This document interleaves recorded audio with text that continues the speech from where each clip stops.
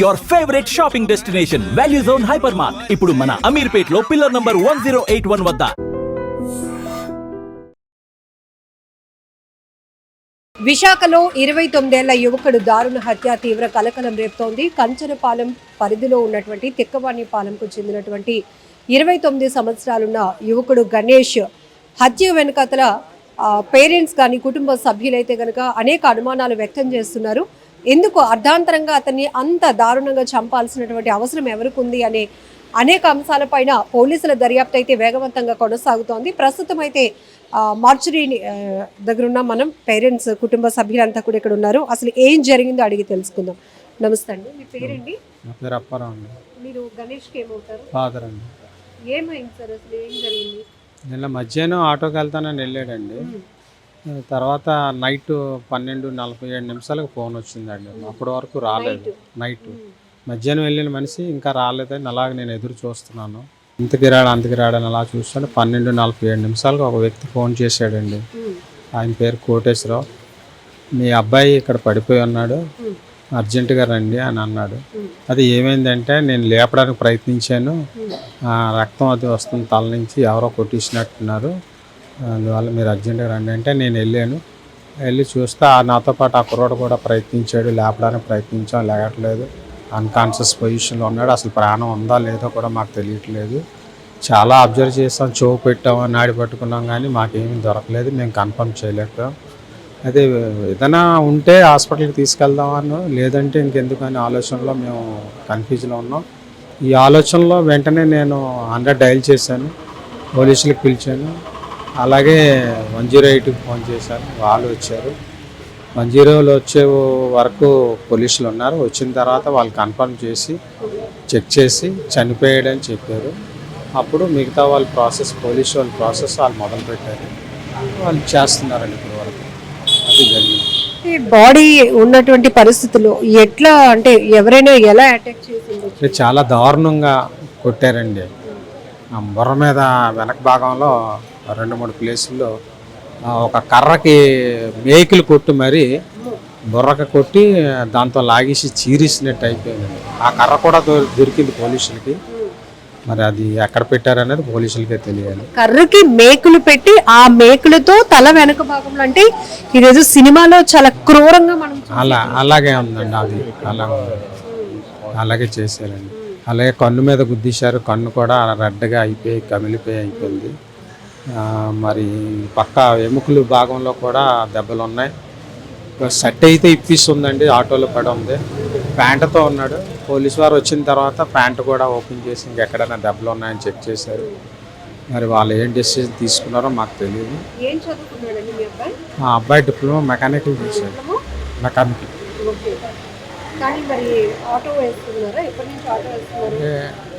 Just relax.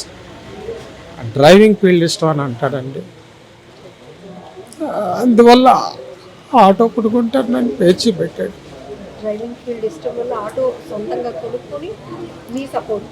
Love marriage చేసుకున్నాడు.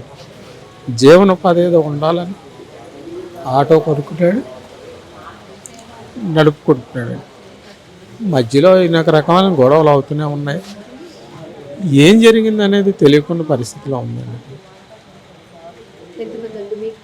2 పిల్లలు, పెద్ద బాబు, వీడు చిన్న బాబు. మ్యారేజ్ అయ్యి ఎన్నాళ్ళు అవుతుందండి మీ అబ్బాయికి? 2018లో అయినట్టు. ఒక బాబు అండి, 6 years ప్లస్ అండి. గొడవలు జరుగుతూ ఉన్నాయి అంటున్నారు. ఎవరి మధ్య, అంటే ఎందుకు అసలు ఇంత దారుణంగా చంపాల్సినటువంటి అవసరం? అది అంటే అంత దారుణంగా చంపవలసినంత కారణం అయితే మాకు కూడా ఏమి కనబట్టలేదండి. ఎందుకు అంత దారుణంగా చేశారనేది అర్థం కావట్లేదు.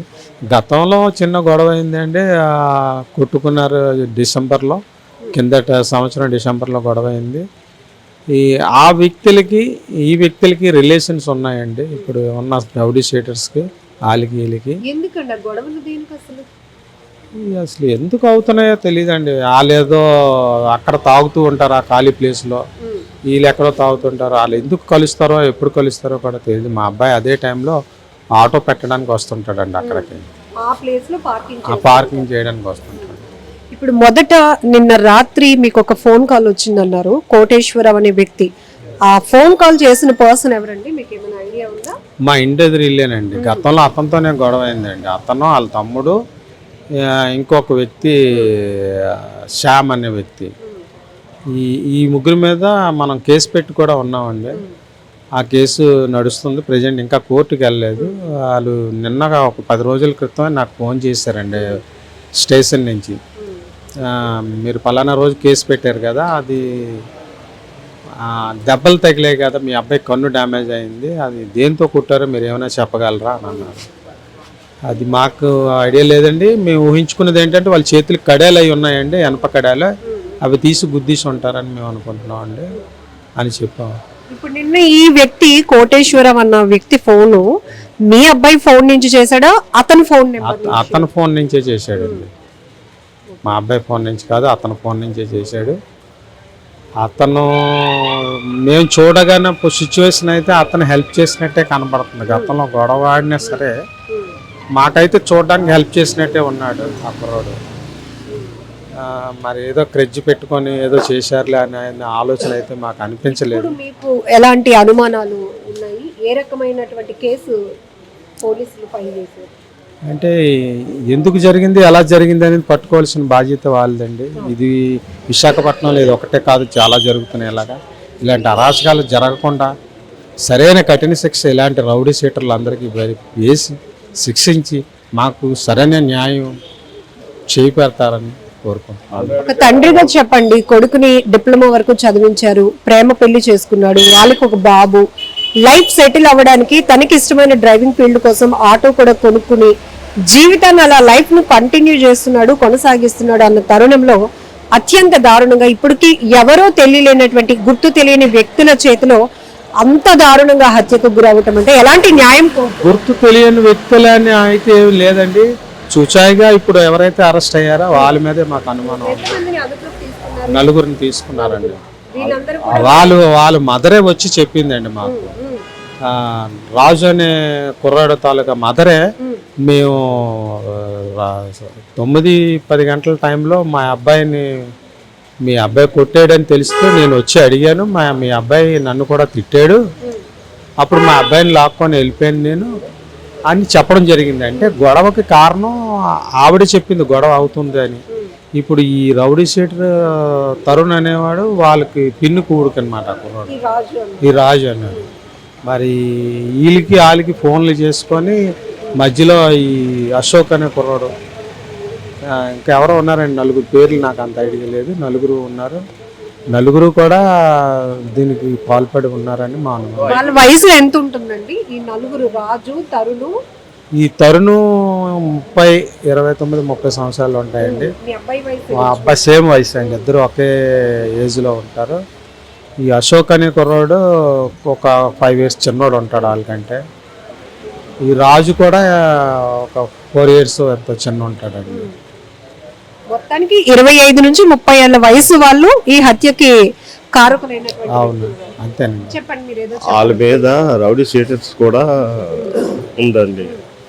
వాళ్ళు పాత కక్షలతో చేసినట్టు మాకు ఆ డౌట్ క్లియర్గా మాకు అనిపిస్తుందండి. అది మరి ఎలా జరిగిందనేది మాకు తెలియదు. ఏం చెప్తాం, మా పాప చిన్న వయసు, చిన్న మనస్పర్ధల వల్ల మా ఇంట్లో ఉంటుంది. బాబు 6వ సంవత్సరం బాబు మనవడు ఉన్నాడు నాకు. తల్లి పిల్లలకి నేను మరి న్యాయం చెయ్యండి. అది అంటే ఇంత ఇదిగా ఇంత దారుణంగా చంపుతారు అనేసి చిన్నవి వస్తాయి గొడవలు, ఏదో డ్రింక్ చేసిందారు అలా ఇదో ఇంత మనిషి పోయేటట్టు హత్య చేయడం అనేది అది కరెక్ట్ కాదు. నా కూతురు జీవితం పోయింది ఈరోజు. వాళ్ళు ఇంతకుముందు కూడా గొడవలు పడ్డారనేసి విన్నాను, కానీ అది మరి వాళ్ళు మాత్రం వదలొద్దండి. అసలు వదిలితే మేము ఒప్పుకునేదే లేదు. ఈరోజు ఆ పిల్లడి జీవితం పోయింది. ఒక పిల్లడు తండ్రి లేని పిల్లడు అయిపోయాడు, భర్త లేని భార్య అయిపోయింది. నా కూతురు అన్యాయం అయిపోయింది. కొంచెం ఏ విధంగా న్యాయం చేస్తారో కొంచెం చెయ్యండి. మరి అది తను చిన్న వయసు, ఇంకా సరిగ్గా తెలియని వయసు. ఇష్టపడి పెళ్లి చేసుకోవడం వల్ల ఆ లైఫ్ని అలా నీడ్ చేస్తుంది, కానీ ఇంకేం తెలియదు పాపకి. ఏం తెలుస్తుంది? ఏం మాట్లాడడానికి కూడా అవకాశం పాపకి లేదు. ఓదార్చే ఓపిక కూడా మాకు ఇప్పుడు లేకపోయింది. ఏదో అలవాట్లో ఇదివైన వేరు, చంపేయడం అనేది అది ఎంతవరకు కరెక్ట్ అనేది మాకు అసలు మేము జీర్ణించుకోలేకపోతున్నాం ఈ వార్తనే. తెల్లవారు లేచేటప్పటికే మాకు ఫోన్ వస్తేనే లేచాం, మాకు అంతవరకు మాకు తెలియదు. ఫోన్ వస్తే వెంటనే ఎవడెవడికి వస్తేప్పటికి ఆటోలోనే ఇక్కడికి పోస్ట్ మార్టంకి తీసుకొస్తున్నారు. ఇంకా మేము సరిగ్గా కూడా కళ్ళతో కూడా చూడలేని పరిస్థితి అయిపోయింది. మాకు ఎంత గొడవలు ఏం జరుగుతున్నట్టు మాకేం తెలియదు. మరి చిన్నవి మగపిల్లలు ఇప్పుడు ఎలా ఉన్నారు, డ్రింక్స్ చేసుకున్నారు అంటే చిన్నవి డిస్కషన్లు వస్తాయనేసి వింటున్నాం కూడా. అది అంతవరకు అది ప్రతి చోట ఇప్పుడు కామన్ అయిపోయింది. అంతేగాని మరీ ప్రాణం తీసే అంత ఇదిగా జరుగుతుందనేసి అనుకోలేదు. అది ఇంతకు ముందు కూడా ఏదో చిన్న వాళ్ళ వల్లే జరిగిందని నేను అనుకుంటున్నాను. ఇంత ఈజీగా ఒక మనుషుల ప్రాణాలు తీసి కుటుంబాలు, వాళ్ళ పిల్లలు, భార్య ఏమవుతారు అని కనీసం అదే ఆలోచన. మరి ఇప్పుడు అదే ఇంట్లో వాళ్ళకి ఎవరన్నా జరిపితే, అది వయసే 30 కూడా దాటలేదు పిల్లడు, ఇంకేమీ భార్య పిల్లలతోటి ఇంకా చూడవలసినవి చేయవలసినవి కూడా ఏమీ లేకుండానే అన్యాయంగా 3 పదులు దాటలేదు మట్టి కల్పించేశారు. అనాథ శవంలాగా అక్కడ ఒకళ్ళు వచ్చి చూసి చెప్పే వరకు కూడా తెలియలేదు. ఇంత దారుణంగా ఉంటే ఇప్పుడు ఏమవుతుంది? ప్రాణం విలువ ఏమి కాకుండా పోతుంది.